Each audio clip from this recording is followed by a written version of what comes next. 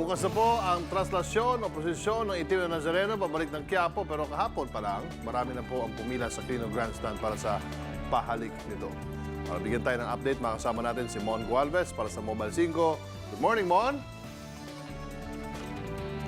Good morning, Sir Martin, mga idol dyan sa studio at mga kapatid.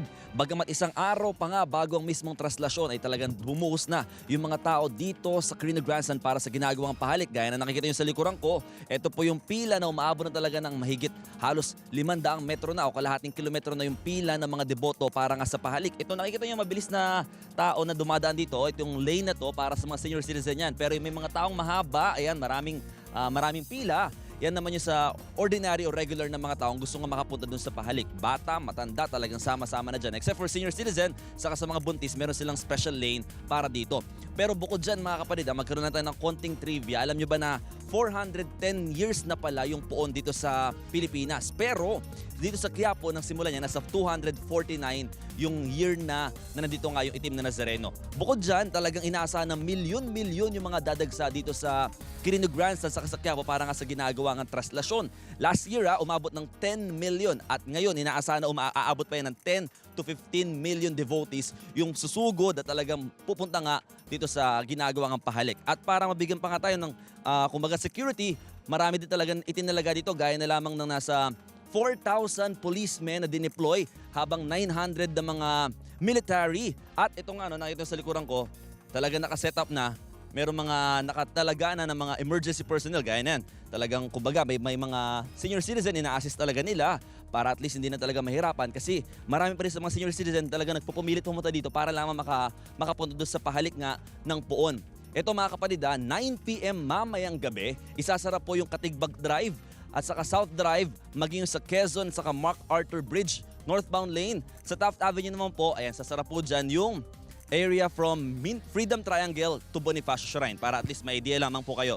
Pero sa ngayon, dito, ito nakaset up na yung mga first aid station, lahat. Kung sakasakali may mga mahihilo, at the same time may maramdaman na hindi maganda, yan, gagawin po yan dito mamaya. At ito yung pahalik na ngayon mga kapatid, kaya nakita nyo mahaba na yung pila, sinimulan po kasi yan kagabi. 6:30 po ng gabi, tuloy-tuloy na po yan hanggang bukas sa umaga bago magsimula yung traslasyon tomorrow morning. So yan muna pinakoleksyon ng Mobile 5. Abangan nyo pagbabalik ko dito para makausap natin yung ibang mga deboto kung bakit taon-taon nilang ginagawa itong pagpunta dito sa Quirino Grandstand maging sa Quiapo Church. Mga kapatid, bukas po inaasahan ng milyong-milyong deboto na dadagsa para sa traslasyon ng Itim na Nazareno. Pero paalala ng mga otoridad, siguruhin handa kayo para sumabak sa gitgitan. Ikaw ba, Franz? Handa ka na? Hindi. Okay, balikan natin si Mon Gualvez para sa Mobile 5. Mon! Yan o. Good morning, Lord at mga kapatid. Nako, sa mga oras na ito talagang halos hindi na matigil yung pagdating ng mga tao dito nga sa Quirino Grandstand. Nakikita nyo, itong nasa likod ko. Yung pila pong yan, umaabot na yan mula dito sa Quirino Grandstand, umaabot na yan hanggang doon sa may Kalaw, sa may malapit sa may Museo Pambata. Ganun kahaba po yung pila kasi syempre alam naman natin mula doon sa pinaka-stage, nandun nga po yung pinaka-puong Itim na Nazareno. Yung haba niya nasa halos mahigit 1 kilometro na halos itong pila dahil yung pila na yan, dire-diretso po yan, halos may pupunta mo po yan na pa-zigzag na mga bakal, nandiyan talaga nakapwesto yung mga tao. At matapos makalampas sa pa-zigzag na yan, yung pinaka-inspection. Talaga mahigpit din po yung inspection na ginagawa dito sa Quirino Grandstand. Kumbaga, bukod po sa frisking o pagkap-kap, tinitingnan din po nila yung mga bit-bit na bag para masiguro na wala nga mga dalang mga patalim sa mga pinagbabawal na gamit.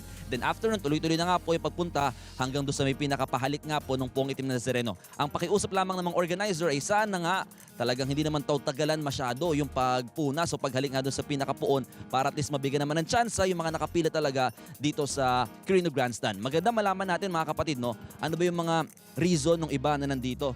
Si Nanay. Nay, good morning po. Ano pangalan po natin? Corazon Elehan po. Saan po kayo galing, Nay?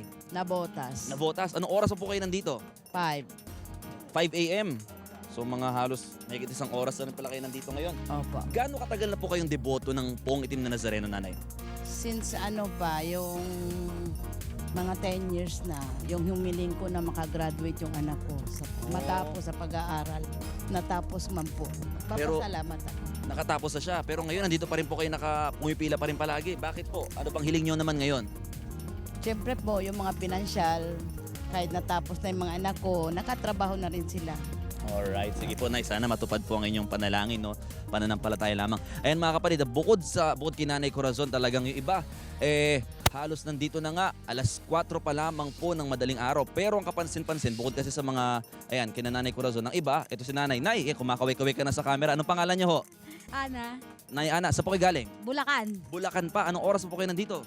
Alas 4. Alas 4. Oh, yan, sina Nanay, alas 4 talaga madaling araw. Pero kapasi kasama niyo po, mga anak niyo po ba yan? Oo, mga anak ko yan. Ba't nagsama po kayo ng bata? Kailangan Bakit para maging malusog. Talagang Oo. every year pinapanalangin niyo din po, Oo. kasama niyo po sila. Panata na yun namin. Ito, gusto sana tanongin kung bakit every year pumunta pa rin kayo dito. Pero kasi di ba, alam niyo naman po, mahirap, siksikan, gitgitan. Pero bakit ginagawa niyo pa rin po yung pagpunta dito? Sakripisyo nga ang tawag dun. Pag walang hirap, walang Sarap. sarap. Ayun, okay po. Thank you, Nanay. Ayan, maraming salamat po, Nanay Ana.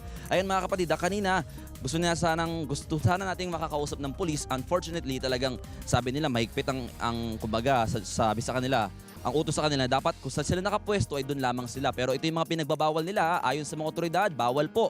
Ito, bawal po magdala ng backpack para siguro talaga ma-avoid yung mga security risk. Bawal din daw yung mga pointed o mahahabang mga payong at etong bull cap. So sana ito yung mga ilang paalala na sundin natin mga kapatid para at least pag-inspect ng mga authorities, madali na nga po. At the same time, talagang pinakikiusap nila as much as possible, wag na nga po pumunta dito yung mga buntis, mga bata, at lalong-lalo na yung mga may sakit. Yung mga senior citizen na talagang every year deboto, pwede pa naman po, meron kayong senior citizen lane. Pero hanggang dito na lang siguro sa pinakapahalik ng pong itim na Nazareno yan. At isa pa, yung mga gamit sana doon nakalagay sa transparent na bag. At ito itapon lang po yung mga kalat sa tamang lalagyan kasi dito, kawawa din po sina ate at kuya ng MMDA, talagang todo linis pa rin po sila. Pero ngayon sa mga oras ito, bagamat kakasimula lamang nung pinakapahalik, talagang marami na nga po yung mga nakikita natin mga kalat. So yan mga kapatid, inaasahan po na nasa 10 to 15 million na katao yung pupunta nga dito sa Quirino Grandstand at sasama nga sa pinaka-prosesyon itong itim na Nazareno. 5 a.m. may misa po bukas, yun ang pinakasimula. Then 7 o'clock after the mass, magsisimula na nga po yung prosesyon. Nasa 4.3 miles yung lalakarin yan. At inaasahan, sana 19 hours daw itong magiging tagal ng prosesyon. Unlike last year na umabot nga po ng 20 hours. Sundin lamang paalala ng mga otoridad mga kapatid At yan ang pinakahuling aksyon ng Mobile 5. Balik sa inyo. Alright. Salamat, Mon Juan. Be sure to come back. Use 5 everywhere. Copyright 2016.